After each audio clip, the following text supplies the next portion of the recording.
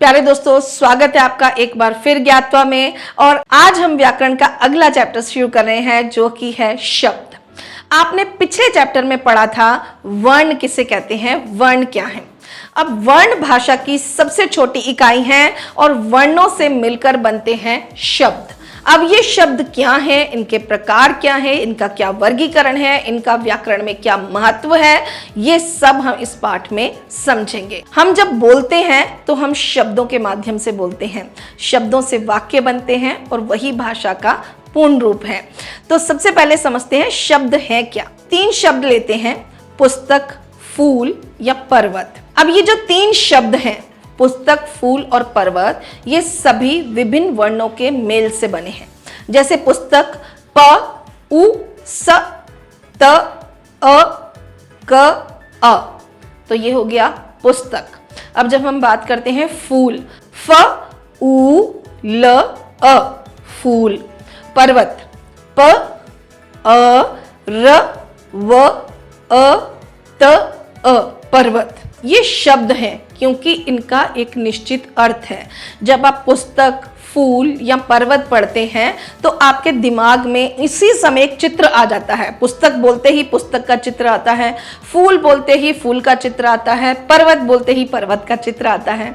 अब अगर आप पुस्तक की जगह स्तकपू लिख दो या लफू या फिर रपवत लिख दें तो ये शब्द नहीं कहलाएंगे क्योंकि ये हमें कोई भी निश्चित अर्थ नहीं देते हैं।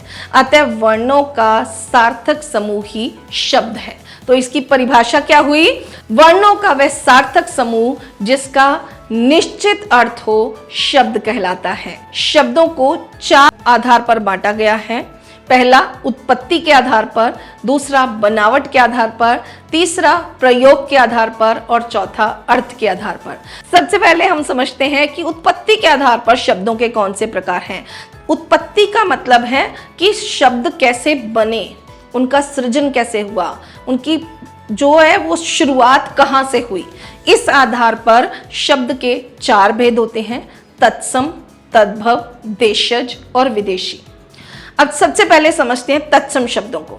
तत्सम शब्द वो शब्द होते हैं जो संस्कृत भाषा से ज्यों के त्यों अर्थात बिना किसी परिवर्तन के हिंदी में आ गए हैं, उन्हें कहते हैं तत्सम शब्द। जैसे अग्नि, सूर्य, मयूर, कार्य आदि ये शब्द जैसे संस्कृत में प्रयुक्त होते हैं वैसे ही हिंदी में प्रयुक्त होते हैं।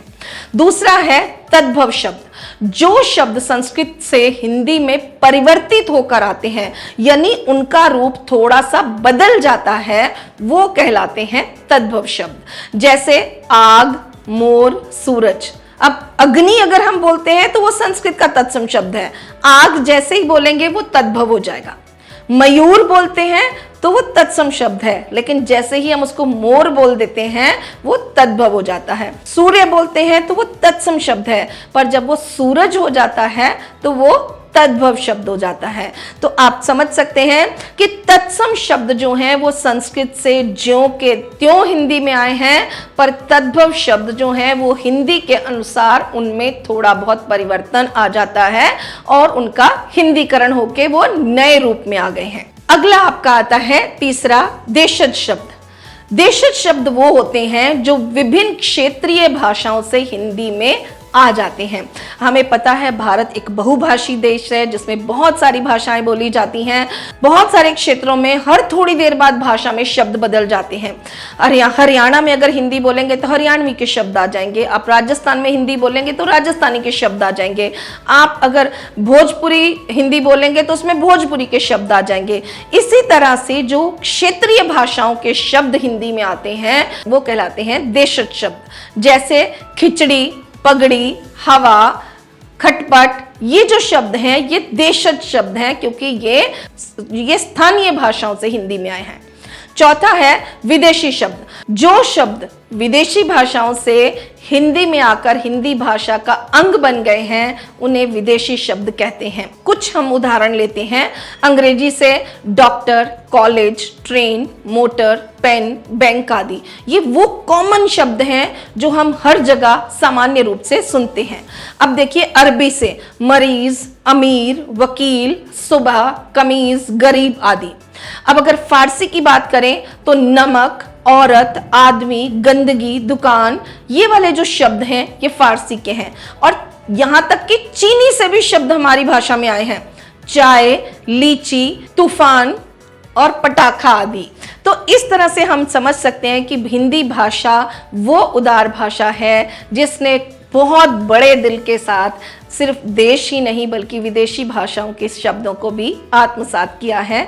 तो ये 4 तरह के शब्द हैं। अब दूसरा आता है बनावट के आधार पर शब्द कैसे बनते हैं, यानी बनावट के आधार पर शब्द किस प्रकार बनते हैं। तो बनावट के आधार पर शब्दों के 3 रूप हैं। वो है पहला रूढ़ शब्द, दूसरा यौगिक शब्द और तीसरा योग रूढ़। सबसे पहले समझते हैं रूढ़ शब्द। रूढ़ शब्द वो होते हैं जिनके टुकड़े नहीं किए जा सकते, यानी अगर आप उनको 2 हिस्सों में बांटेंगे तो उसका कोई अर्थ नहीं रह जाएगा। तो इसकी परिभाषा क्या है? जिन शब्दों के टुकड़े नहीं किए जा सकते उन्हें रूढ़ शब्द कहते हैं। यदि इनके टुकड़े कर देंगे तो ये इनका कोई भी अर्थ नहीं निकलेगा। जैसे पहाड़, पेड़, नदी, मित्र।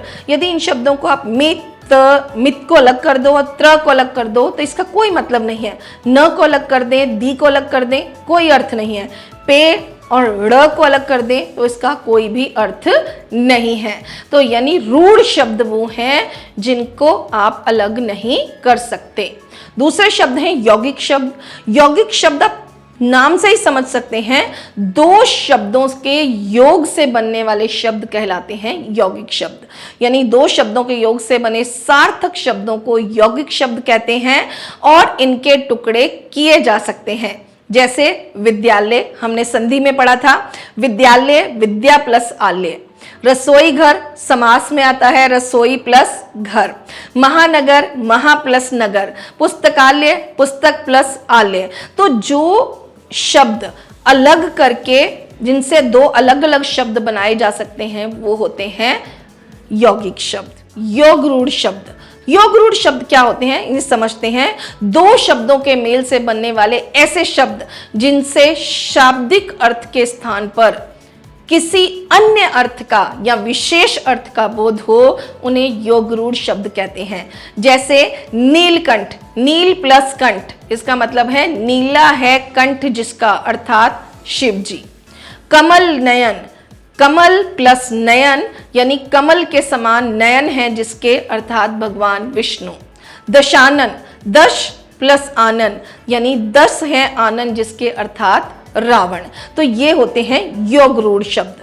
तीसरा पार्ट होता है शब्द का आपका प्रयोग के आधार पर शब्द। अब ये जो प्रयोग के आधार पर शब्द हैं इसके कितने भेद हैं? इसके 2 भेद होते हैं, विकारी और अविकारी शब्द। ऐसे शब्द जिनमें लिंग, वचन तथा काल आदि के कारण परिवर्तन हो जाता है उन्हें विकारी शब्द कहते हैं। और हिंदी में संज्ञा, सर्वनाम, विशेषण और क्रिया विकारी शब्द हैं। जैसे लड़का संज्ञा है, लड़के, लड़की, लड़कों ये अलग शब्द हैं, ठीक है। उसके बाद है मैं सर्वनाम, मेरा, मुझे, मुझको। बड़ा विशेषण शब्द है, बड़े, बड़ों, बड़ी। हंस क्रिया शब्द है, हंसना, हंसते, हंसती। तो आप समझ सकते हैं कि प्रयोग के आधार पर इन शब्दों में परिवर्तन आता है। प्रयोग के आधार पर दूसरा रूप होता है अविकारी शब्द। अविकारी शब्द वो होते हैं जो कभी भी किसी स्थिति में अपना रूप नहीं बदलते, अर्थात ऐसे शब्द जिनमें कभी भी तथा किसी भी स्थिति में कोई परिवर्तन नहीं होता है उन्हें अविकारी शब्द कहते हैं। हिंदी में क्रिया विशेषण, संबंध बोधक, समुच्चय बोधक, विस्मयादि बोधक तथा निपात अविकारी शब्द हैं। जैसे क्रिया विशेषण यहां, वहां, इधर, उधर, एक, ऐसे, कब, क्यों। संबंध बोधक की बात करें तो ये होते हैं में, पर, तक, से, नीचे, ऊपर आदि।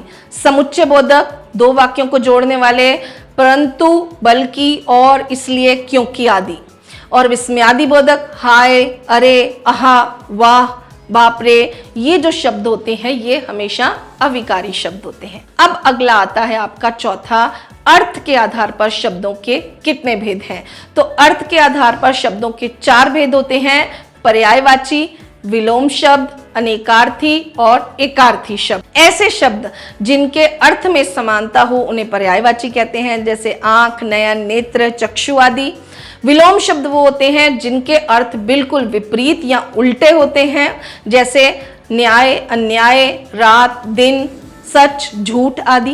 एकार्थी शब्द देखें तो ऐसे शब्द जिनका सभी परिस्थितियों में अर्थ एक ही रहता है उन्हें एकार्थी शब्द कहते हैं, जैसे स्वागत, अहंकार, उत्तम आदि।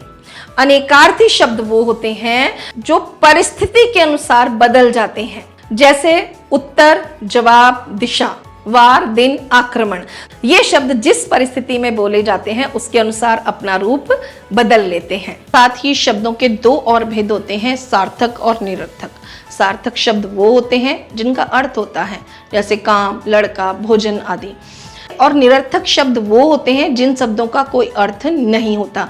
जब हम बोलते हैं लड़का, वड़का, भोजन, वोजन, काम, वाम, तो ये जो वोजन, वाम, वड़का, इनका कोई अर्थ नहीं होता, इनको किसी शब्द के साथ मिलकर बोल दिया जाता है, तो ये होते हैं निरर्थक शब्द। मुझे आशा ही नहीं पूरा विश्वास है कि आप शब्द चैप्टर को पूरी तरह से समझ गए होंगे। इसके डिटेल में अभ्यास के लिए, इसके प्रश्नोत्तर करने के लिए, बहुविकल्पीय प्रश्न करने के लिए आप खरीद सकते हैं हमारी व्याकरण प्रवाह, जो कि मार्केट में और ऑनलाइन सभी प्लेटफॉर्म्स पर उपलब्ध है। तो मिलते हैं अगले चैप्टर के साथ, तब तक के लिए धन्यवाद।